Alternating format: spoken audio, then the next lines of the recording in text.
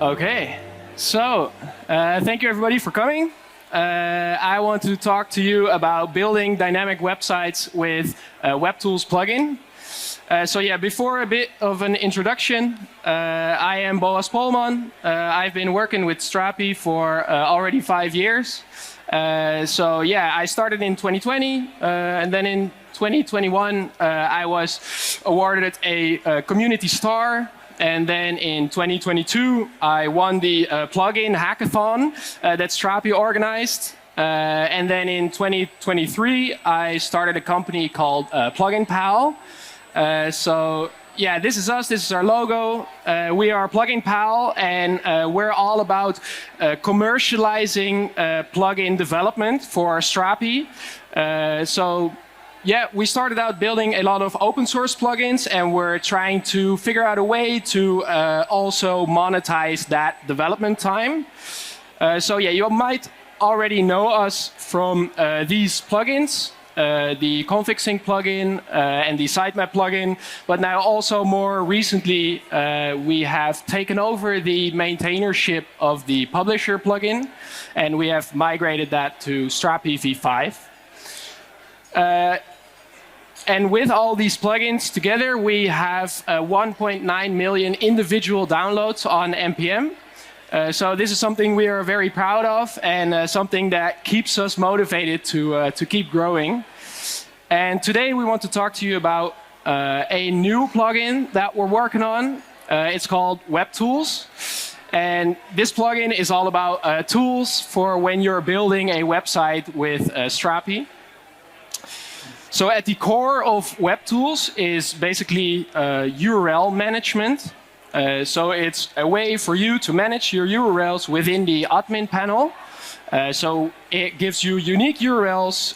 It's auto-generated based on a pattern, and it has an API to integrate with your front end. Yeah, so let's dive in.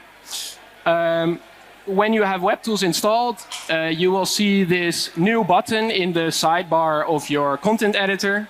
And if you click that, then you will see a pop-up. And this is actually the URL of your page. And here you can opt out of the automatic generation.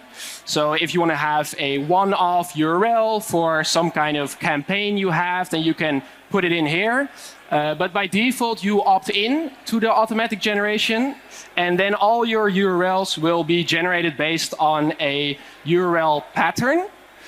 So say you have a Strapi instance and you have an article content type, then the pattern might look something like this, where the first part is hard-coded. Right? Every article starts with /articles, and then the second part is the dynamic part. So this is a slugified field, and in this case, that's the title field. So if you have set up this pattern, then it will generate what we call URL aliases. And those might look something like this for this given pattern, where the first part is hard-coded and the second part is dynamic based on the content that you have. So this is an example for an article content type, but in a real world project, you might have a lot more content type. So just to give one more example, this could also be a pattern, a bit more simple, and this would be for a profile content type if you have profile pages on your website for each user. And then the URLs might look something like this. All right, so if you've set up your patterns and you've generated your URLs, then you can now use the API that's provided by the plugin. And this is really where the magic happens. This is where you connect your Webtools API with your front end. And yeah, it's just one API endpoint for all your content types. And as a parameter, you pass the path of the page. And then Webtools will return the data that's related to that. Yeah, and it functions just like a normal find one. So you can use populate or field filtering just like a normal default API endpoint. So I want to give a bit of an example how that would work in a real-world project. So say you have this setup with 3 systems. You have your user visiting your page, and then your front end, which can be any front end, and then of course Strapi as your back end. And then your user visits the /about page, and that request goes to your front end. And then your front end sends that request to Strapi using the Webtools router. And then the Webtools will figure out which page is related to the /about page. It will return the data to your front end. And then your front end might figure out like, OK, this is an article content type, so we want to render the article template. And then eventually your front end will serve the page to your user. So this is like the happy path of the Webtools integration. And the cool thing about Webtools is that it's been set up in a modular way, so it can be easily extended with what we call add-ons. So right now you can extend Webtools with a sitemap add-on, and it's basically like a plugin for your plugin. So this works on top of the core of Webtools. And some of you might already know this plugin from V4 because we already had the sitemap plugin, but that's now completely integrated with Webtools, making it more simple because all the URL pattern stuff is now offloaded to the core of Webtools, and the sitemap add-on really only handles the sitemap stuff, generating the indexes and stuff like that. So yeah, this is an add-on we have right now, but we have more add-ons in the pipeline for Webtools.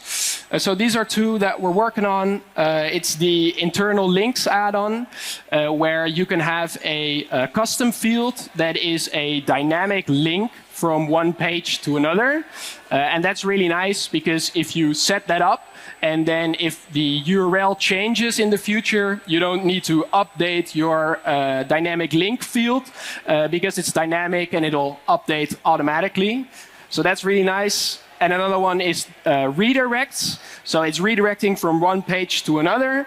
But also, when it's integrated with Webtools, you can have your redirects be generated automatically whenever your URL changes. So you never end up with any dead links in your website.